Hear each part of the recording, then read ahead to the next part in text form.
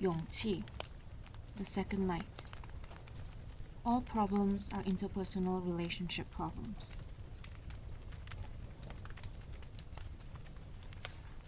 The young man was good to his word. Exactly 1 week later, he returned to the philosopher's study. Truth be told, he had felt the urge to rush back there only 2 or 3 days after his first visit. He had turned things over in his mind very, very carefully, and his doubts had turned to certainty. In short, teleology, the attributing of the purpose of a given phenomenon, rather than its cause, was a sophistry. And the existence of trauma was beyond question. People cannot simply forget the past, and neither can they become free from it. Today, the young man decided he had thoroughly dismantled this eccentric philosopher's theories and settled matters once and for all. Subtitle: Why You Dislike Yourself. Youth. So, after last time, I calmed myself down, focused, and thought things over. And yet, I've got to say, I still can't agree with your theories. Philosopher. Oh, what do you find questionable about them? Youth. Well, for instance, the other day I admitted that I dislike myself. No matter what I do, I can't find anything but shortcomings. And I can't see no reason why I'd start liking myself. But, of course, I still want to. You explain everything as having to do with goals. But what kind of goal could I ever have? I mean, what kind of advantage could there be in my not liking myself? I can't imagine there'd be a single thing to gain from it. Philosopher. I see. You feel that you don't have any strong points, that you've got nothing but shortcomings. Whatever the facts might be, that's how you feel. In other words, your self-esteem is extremely low. So, the questions here, then, are why do you feel so wretched? And why do you view yourself with such low esteem? Youth. Because that's a fact. I really don't have any strong points. Philosopher. You're wrong. You notice only your shortcomings because you've resolved to not start liking yourself. In order to not like yourself, you don't see your strong points and focus only on your shortcomings. First, understand this point. Youth. I have resolved to not start liking myself. Philosopher. That's right. To you, not liking yourself is a virtue. Youth. Why? What for? Philosopher. Perhaps this is something you should think about yourself. What sort of shortcomings do you think you have? Youth. I'm sure you have already noticed. First of all, there's my personality. I don't have any self-confidence, and I'm always pessimistic about everything. And I guess I'm too self-conscious, because I worry about what other people see. And then I live with constant distrust of other people. I can never act naturally. There's always something theatrical about what I say and what I do. And it's not just my personality. There's nothing to like about my face or my body. Philosopher. When you go about listing your shortcomings like that, what kind of mood does it put you in? Youth. Wow, that's nasty. An unpleasant mood, naturally. I'm sure that no one would want to get involved with a guy as wrapped as me. If there were anyone this wretched and bothersome in my vicinity, I would keep my distance too. Philosopher. I see. Well, that settles it then. Youth. What do you mean? Philosopher. It might be hard to understand from your own example, so I'll use another. I used this study for simple counseling sessions. It must have been quite a few years ago, but there was a female student who came by. She sat right where you are sitting now, in the same chair. Well, her concern was a fear of blushing. She told me that she was always turning red whenever she was out in public, and that she would do anything to rid herself of this.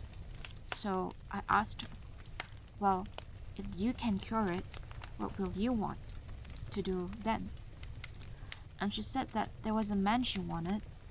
She secretly had feelings for him, but wasn't ready to divulge them.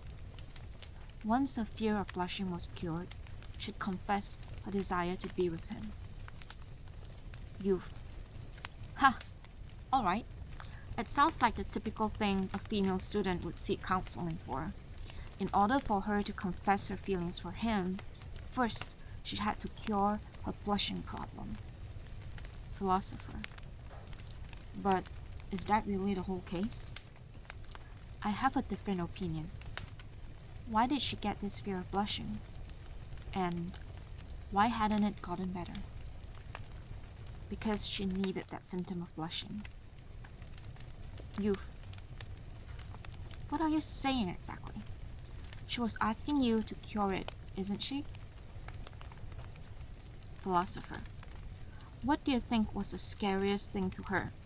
The thing she wanted to avoid most of all? It was that the man would reject her, of course. The fact that her unrequited love would negate everything for her. The very existence and possibility of I. This aspect is deeply present in adolescent and requited love. But as long as she has a fear of blushing, she can go on thinking, I can't be with him because I have this fear of blushing.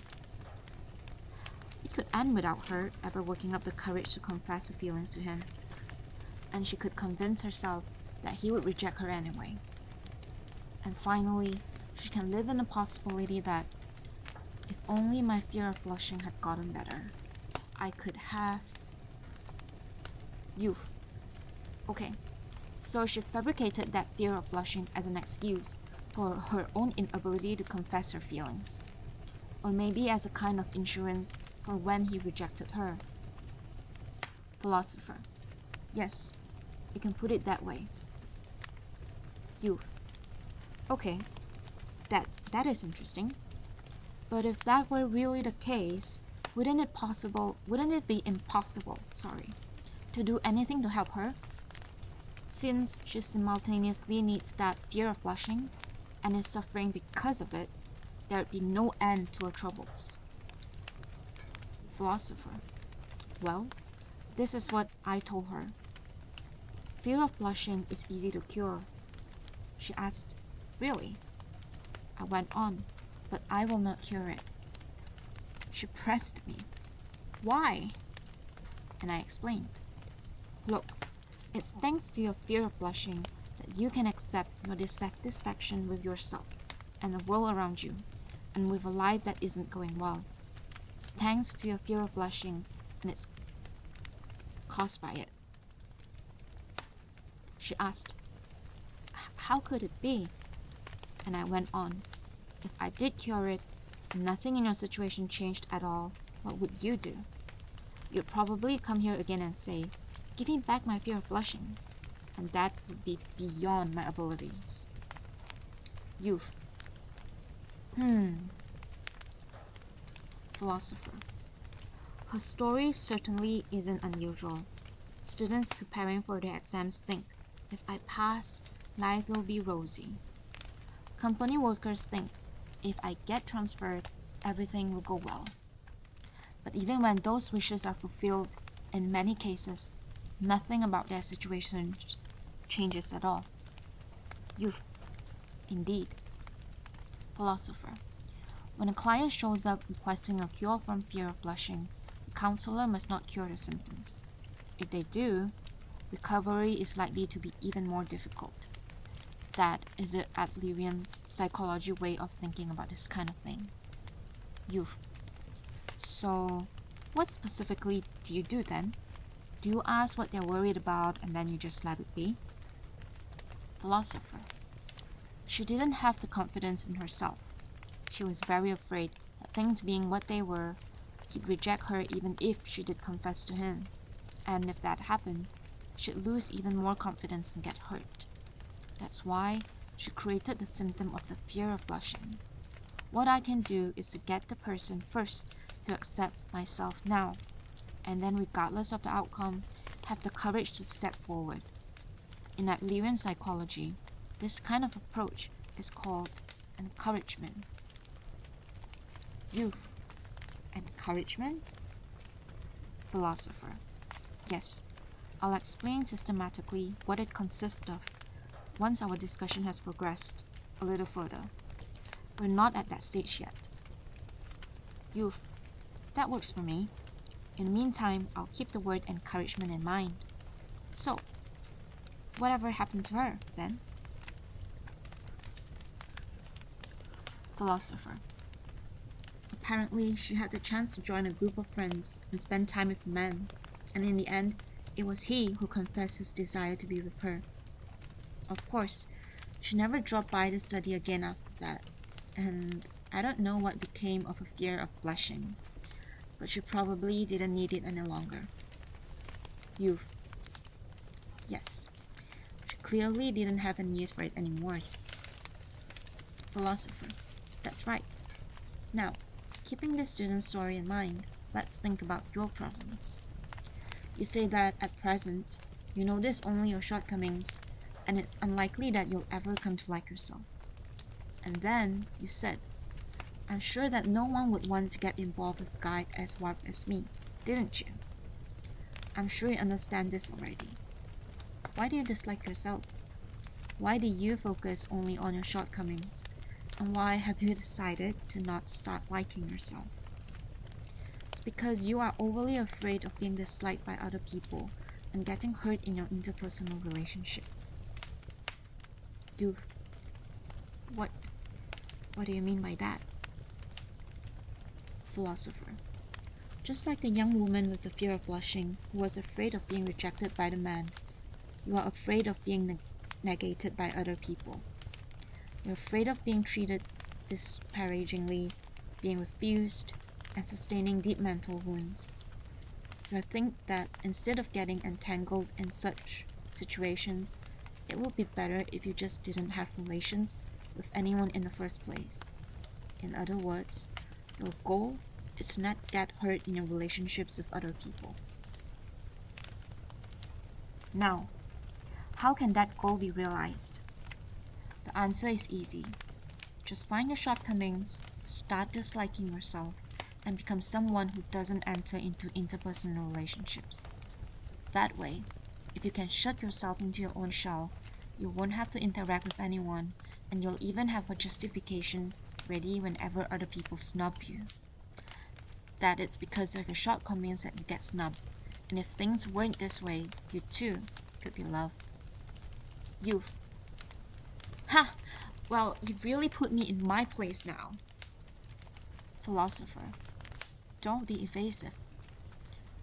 Being the way I am with all these shortcomings is, for you, a precious virtue. In other words, something that's to your benefit. Youth. Ouch. That hurts. What a sadist. You're diabolical. Okay. Yes, it's true. I am afraid. I don't want to get hurt in interpersonal relationships. I'm terrified of being snubbed for who I am. And it's hard to admit it, but you're right. Philosopher. Admitting is a good attitude, but don't forget, it's basically impossible to not get hurt in your relations with other people. When you enter into interpersonal relationships, it is inevitable that to a greater or lesser extent you'll get hurt. And you will hurt someone too. Adler says, to get rid of one's problems, All one can do is live in the universe all alone, but one can't do such a thing. Next subtitle. All problems are interpersonal relationship problems. Youth. Wait a minute. I'm supposed to just let that one slip by? To get rid of one's problems, all the one can do is live in the universe all alone? What do you mean by that? If you lived all alone, wouldn't you be horribly lonely? Philosopher. Oh, being alone isn't what makes you feel lonely. Loneliness is having other people and society and community around you and having a deep sense of being excluded from them. To feel lonely, we need other people. That is to say, it is only in social contexts that a person becomes an individual. Youth. If you were really alone, that is, if you existed completely alone in the universe, you wouldn't be an individual and you wouldn't feel lonely either? Philosopher. I suppose the very concept of loneliness wouldn't even come up. You wouldn't need language, and there'd be no use for logic or common sense. But such a thing is impossible. Even if you lived on an uninhabited island, you would think about someone far across the ocean. Even if you spend your nights alone, you strain your ears to hear the sound of someone's breath. As long as there is someone out there somewhere, you will be haunted by loneliness. Youth. But then, you could just rephrase that as, if one could live in a universe all alone, one's problems would go away, couldn't you? Philosopher. In theory, yes. 𝗍𝗲 goes so far as to assert, all problems are interpersonal relationship problems. Youth. Can you say that again? Philosopher. We can repeat it as many times as you like. All problems are interpersonal relationship problems. This is a concept that runs to the very root of Adlerian psychology. If all interpersonal relationships were gone from this world, which is to say, if one were alone in the universe and all other people were gone, all manner of problems would disappear. Youth. That's a lie. It's nothing more than academic sophistry. Philosopher. Of course, we cannot do without interpersonal relationships. A human being's existence, in its very essence, assumes the existence of other human beings. Living completely separate from others is, in principle, impossible. As you are indicating, the premise, if one could live all alone in a universe, is unsound. Youth. That's not the issue I'm talking about. Sure, interpersonal relationships are probably a big problem. That much I acknowledge. But to say that everything comes down to interpersonal relationship problems, now that's really an extreme position. What about the worry of being cut off from interpersonal relationships? The kind of problems that an individual agonizes over as an individual. Problems directed to oneself. Do you deny all that? Philosopher. There is no such thing as worry that is completely defined by the individual. So-called internal worry does not exist. Whatever the worry that may arise, the shadows of other people are always present. Youth. But still, you're a philosopher. Human beings have loftier, greater problems than things like interpersonal relationships. What is happiness? What is freedom? And what is the meaning of life? Aren't these the themes that philosophers have been investigating ever since the ancient Greeks? And you're saying, so what? Interpersonal relationships are everything? It seems kind of pedestrian to me. It's hard to believe that a philosopher would say such things. Philosopher. Well, then, it seems there's a need to explain things a little bit more concretely. Youth. Yes, please do. If you're going to tell me that you're a philosopher, then you've got to really explain things, or else this makes no sense. Philosopher. You are so afraid of interpersonal relationships that you came to dislike yourself.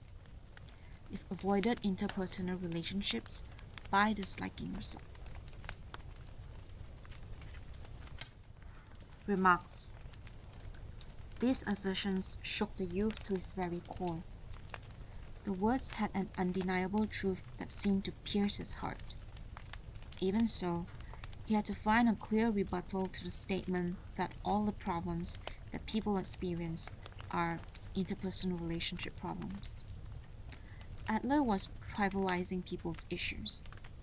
The problems I'm suffering from aren't so mundane.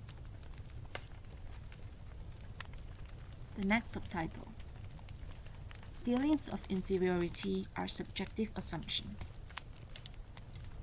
Philosopher. Well, let's look at interpersonal relationships from a slightly different perspective. Are you familiar with the term feeling of inferiority? Youth. What a silly question. As you can surely tell from our discussion up to now, I'm just a huge blob of feelings of inferiority. Philosopher. What are those feelings specifically? Youth. Well, for instance, if I see something in a newspaper about a person around my age, someone who's really successful, I'm always overcome with these feelings of inferiority. If someone else who's lived the same amount of time I have is so successful, then what on earth am I actually doing with myself? Or when I see a friend who seems happy, before I even feel like celebrating with them, I'm filled with envy and frustration. Of course, this pimple-covered face doesn't help matters, and I've got strong feelings of inferiority when it comes to my education and my occupation. And then there's my income and social standing. I guess I'm just completely riddled with feelings of inferiority. Philosopher. I see. Incidentally, Adler is thought to be the first to use the term feeling of inferiority in the kind of context in which it is spoken of today. Youth. Oh, I didn't know that. Philosopher. In Adler's native German, the word is something in German, which means a feeling of having less worth. So, feeling of inferiority is a term that has to do with one's value judgment of oneself.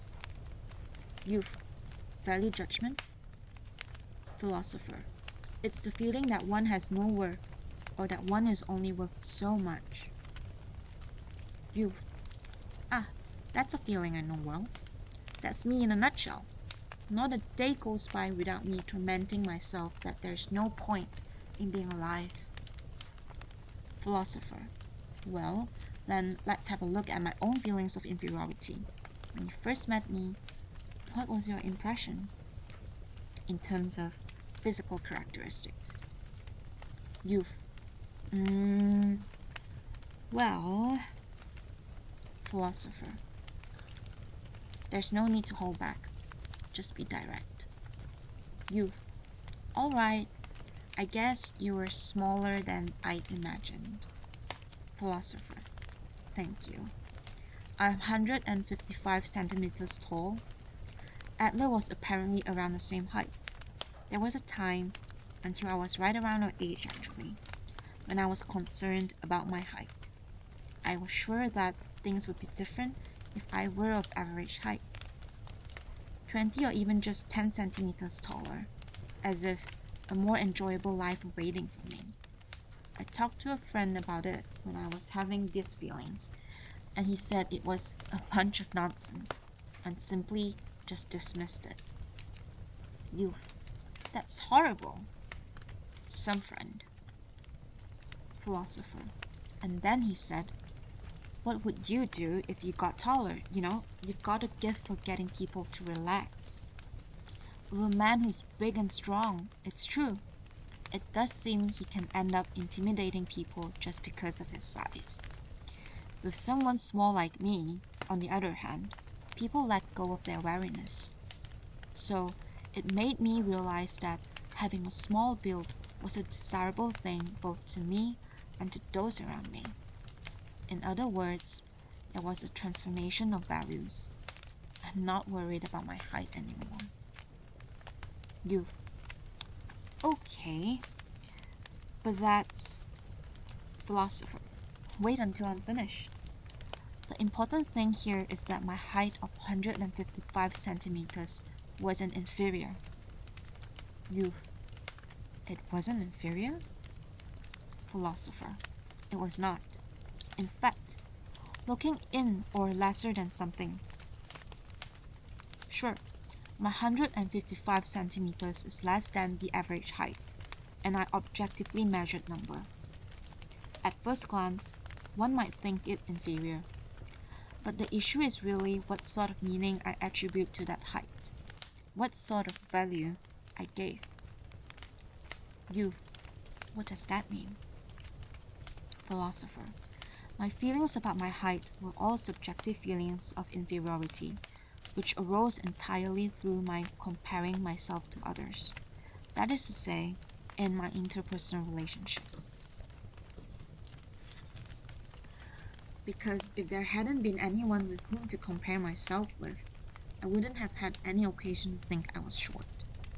Right now, you two are suffering from various feelings of inferiority. But please, understand that what you are feeling is not an objective inferiority, but a subjective feeling of inferiority. Even with an issue like height, it's all reduced to its subjectivity. In other words, the feelings of inferiority we're suffering from are actually subjective interpretations rather than objective facts? Philosopher. Exactly. Seeing it from my friend's point of view that I get people to relax or that I don't intimidate them, such aspects can become strong points. Of course, this is a subjective interpretation. You could even say it's an arbitrary assumption. However, there's one good thing about subjectivity. It allows you to make your own choice. Precisely because I am leaving it to subjectivity, the choice to view my height as either an advantage or disadvantage is left open to me. The argument that you can choose a new lifestyle? Philosopher. That's right. You cannot alter objective facts, but subjective interpretations can be altered as much as one likes. And we are inhabitants of a subjective world. We talked about this at the very beginning, right? Yes, the well water that's 18 degrees. Philosopher. Now, remember the German word for feeling of inferiority. As I mentioned a moment ago, feeling of inferiority is a term that has to do with one's value, judgment of oneself. Then, what on earth could this value be? Okay, take diamonds for instance, which are traded at a high value, or currency. We find particular values for these things, and say that 1 carat is this much, that prices are such and such.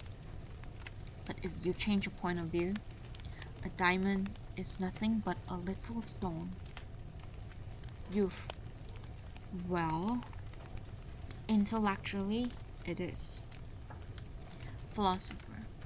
In other words, value is something that's based on a social context.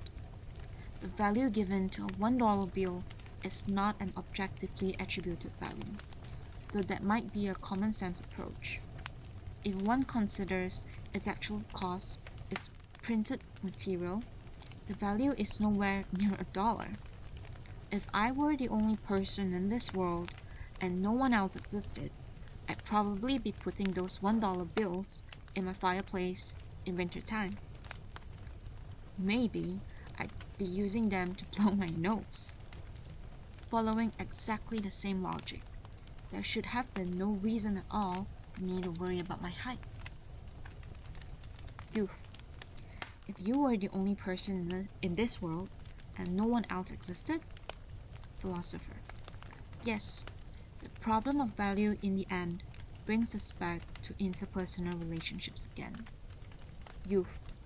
So, this connects to what you were saying about all problems being interpersonal relationship problems. Philosopher. Yes, that's correct.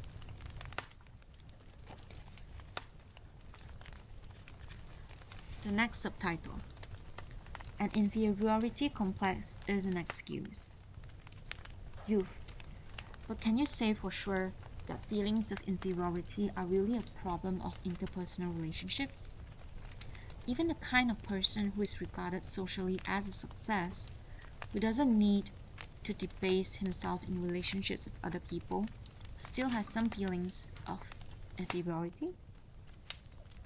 Even a businessman who amasses enormous wealth, the peerless beauty who is the envy of all, and the Olympic gold medalist, every one of them would be plagued by feelings of inferiority. Well, that's how it seems to me. How should I think about this? Philosopher. Adler recognizes that feelings of inferiority are something everyone has. There's nothing bad about feeling of inferiority themselves. Youth. So, why do people have them in the first place? Philosopher. It's probably necessary to understand this in a certain order. First of all, people enter this world as helpless beings, and people have the universal desire to escape from that helpless state. Adler called this as the pursuit of superiority. Youth. Pursuit of superiority? Philosopher. This is something you could think of as simply hoping to improve or pursuing an ideal state. For instance, a toddler learns to steady himself on both legs. He has a universal desire to learn language and to improve. And all the advancement of science throughout human history are due to this pursuit of superiority too. Youth. Okay. And? Philosopher. The counterpart of this is the feeling of inferiority. Everyone is in this condition of wanting to improve, that is the pursuit of superiority. One holds up various ideals or goals and heads toward them. However, on not being able to reach one's ideals, one harbors a sense of being lesser. For instance, there are chefs who, the more inspired and accomplished they become, are forever beset with the sort of feeling of inferiority that makes them say to themselves, I'm still not good enough, or I've got to bring my cooking to the next level, and that sort of thing. Youth. That's true. Philosopher. Adler is saying that the pursuit of superiority and the feeling of inferiority are not diseases, but stimulants to normal healthy striving and growth. If it is not used in a wrong way, the feeling of inferiority too can promote striving and growth. Youth. The feeling of inferiority is a kind of launch pad? Philosopher. That's right. One tries to get rid of one's feeling of inferiority and keep moving forward. One's never satisfied with one's present situation. Even if it's just a single step, one wants to make progress. One wants to be happier. there's absolutely nothing wrong with the state of this kind of feeling of inferiority. There are, however, people who lose the courage to take a single step forward, and who cannot accept the fact that the situation can be changed.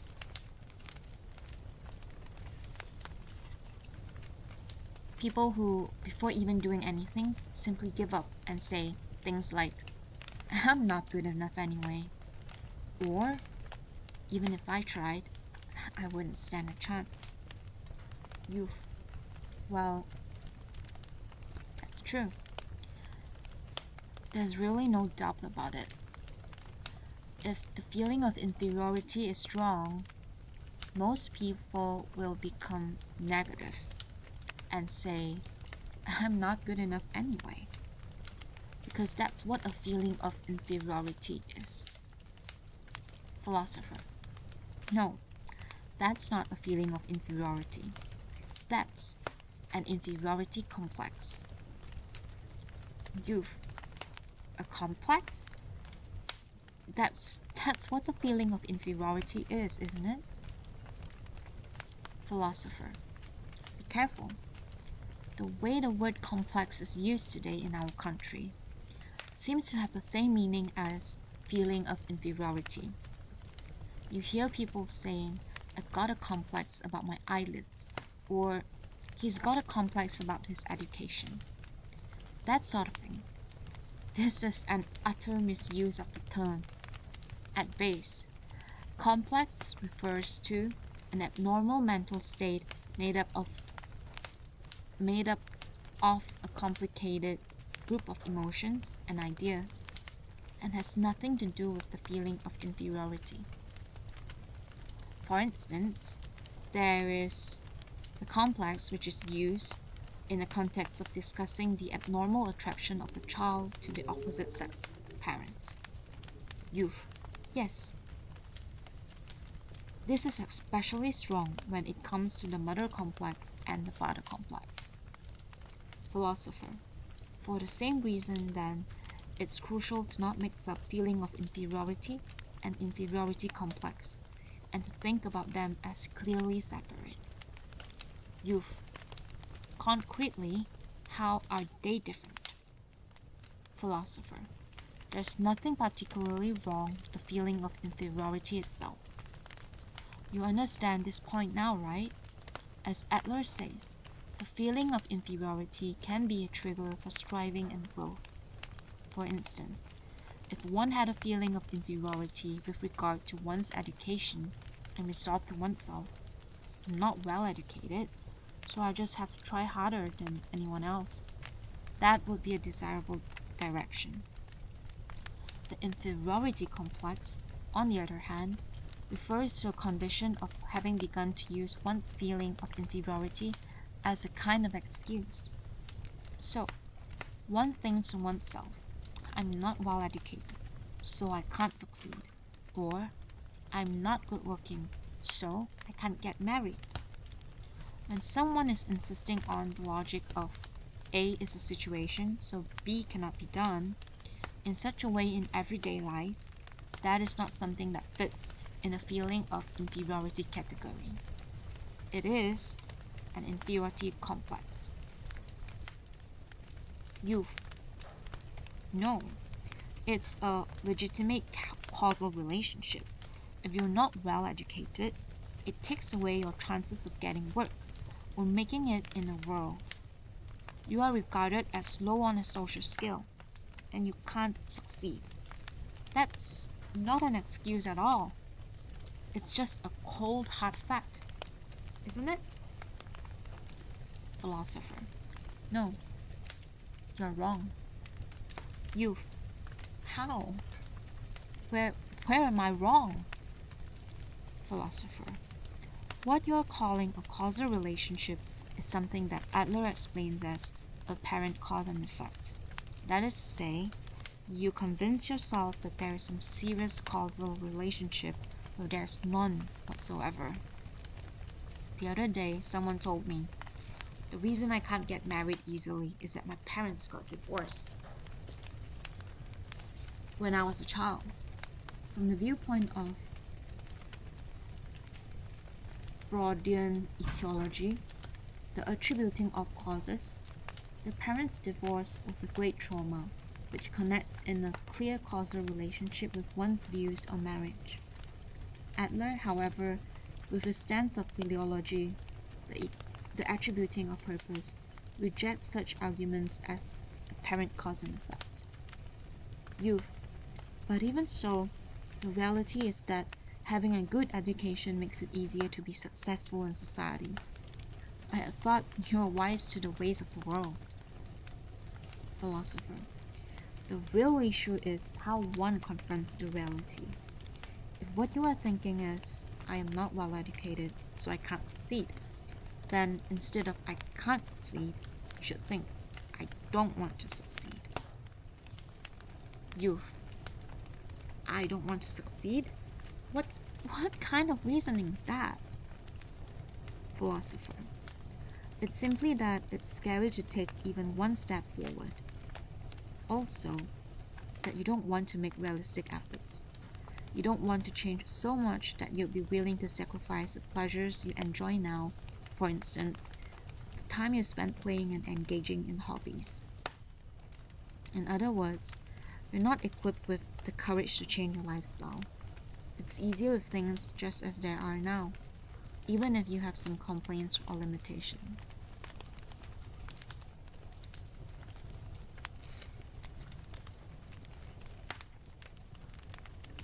That's all for this session. Thank you.